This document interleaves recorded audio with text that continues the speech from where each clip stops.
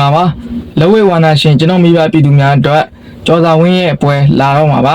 ကျော်စာဝင်းကဝမ်းချက်မြတ်ရှိရဲ့စာချုပ်ကိုယမန်နေ့ရရှိခဲ့ပါပြီပေါ့နော်ဟိုအရင်တစ်ခေါက်ကလည်းစာချုပ်ရရှိခဲ့ပြင်မဲ့ကျွန်တော်ပြဿနာပေါင်းစုံတက်တဲ့မျိုးစုံကြိုးကုန်ပြီးတော့ပွဲပြတ်သွားတယ်ပေါ့နော်ပွဲပြတ်သွားပြင်မဲ့ကျွန်တော်ကျော်စာဝင်းကပွဲတွေဝေးနေတာကြားတာရဲ့ပြီးတော့ဖက်ဒကသူ့ကိုလက်ရည်စမ်းကျင်နိုင်ရဲ့အကြောင်းလူမီနီစူပါဖိုင်မှာပွဲရအောင်စီစဉ်ပေးခဲ့တယ်ပေါ့နော်ဒီပွဲမှာကျော်စာဝင်းကကျွန်တော်လက်စွမ်းပြခဲ့တာပေါ့လုံးဝရှယ်လက်ဆောင်ပြခဲ့တဲ့အတွက်ကျွန်တော်ဖိုက်တာလူတွေလည်းတော်တော်လေးကြိုက်ကြတာပေါ့ဒါကြောင့်မို့ကျွန်တော်ဖိုက်တာလူတွေကဝမ်းချက်မြရှင်းမှာစာချုပ်ရရေးထပ်မံကြိုးစားခဲ့ကြတာပေါ့ကြိုးစားတဲ့အခါမှာဒီတစ်ခေါက်တော့စာချုပ်ထည့်ရခဲ့ပြန်ပြီကျွန်တော်ဒီတစ်ခေါက်ရတဲ့စာချုပ်ကဘယ်ထဲမှာထိုးမလဲဆိုလို့ရှိရင်ကျွန်တော်တို့ထိုးမဲဖိုက်တာကလည်းကျွန်တော်တို့သိထားပြီးသားဖိုက်တာတယောက်ပဲပေါ့နော်အဲ့တယောက်နဲ့ပဲထိုး